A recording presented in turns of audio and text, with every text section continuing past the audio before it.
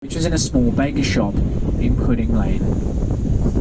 Now, of course, if you look up to your right-hand side there, folks, many of you have seen it already, but the very tall glass skyscraper you can see there, this is the Shard of Glass, and it is the tallest building in Western Europe. It stands 1,016 feet tall.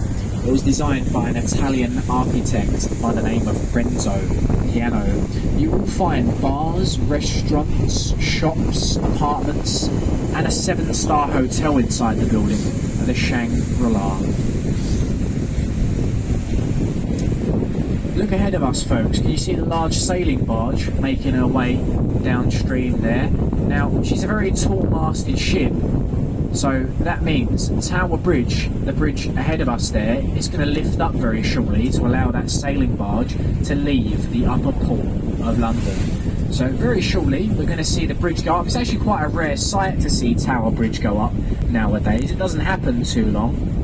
But while we're talking about it, I'll let you know about Tower Bridge so far then. So Tower Bridge was designed by a man called Sir John Wolfe Barry, and it finished construction in 1894.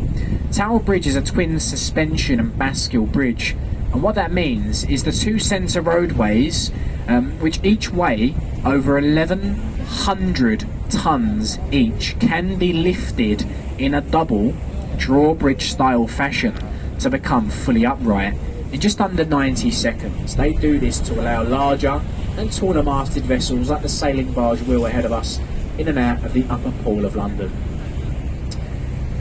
Now we're just passing the HMS Belfast there to your right hand side. That's the large naval ship.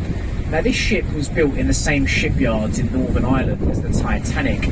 She was used throughout the Second World War and the War of Korea, and she was actually set to go to the scrapyard, but she was saved by the Imperial War Museum. Today she's permanently moored in London as a floating museum and testament to British sea power. Over to our left hand side, the large castle we can see. This is the Tower of London, one of the biggest and busiest tourist attractions in the capital. The oldest part of the tower is the central bit with the 4 taller turrets and the flagpole. It goes by 2 names, either the White Tower or the Norman's Keep, and that was built by William the Conqueror back in the year 1078. The tower has served many purposes over its lifetime, most infamously though, a state prison and place of execution. Traitors to the crown, they would have been rowed up the once open archway on the river's wall, which reads entry to the Traitors' Gates. They would then be imprisoned inside the bloody tower before eventually being taken up to the Tower Hill to have their heads chopped off via a rusty axe. Of course, the Traitors' Gate today is bricked up to prevent the river from flooding the tower's boats. Now, I know we said about Tower Bridge lifting, but might have to wait a little bit longer. Of course, they can't lift the bridge at the minute. Look at how many people are walking back and forth on the bridge right now. You'll know that Tower Bridge is about to lift when you hear an alarm sound. That's a warning for everyone to get off the bridge so they can slowly lift it. Now, there's another little fact about Tower Bridge. So, we all know the centre bits lift, and it doesn't lift too often anymore. But there is actually only one day throughout the entire year that Tower Bridge will never lift, and that is the day of the London Marathon. As the marathon runners, they do have to run over the bridge as part of their route.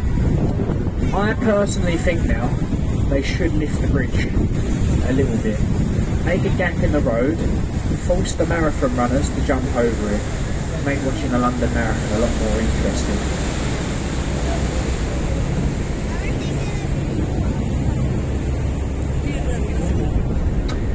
Now folks, over to our left hand side, that is Tower Bridge Quay. Now we will be going alongside the pier soon, but at the moment there is a boat currently tied up alongside, so what I'll do is at this point, once you finish taking your photographs folks, if you do please just find your seats, do remain seated at this point.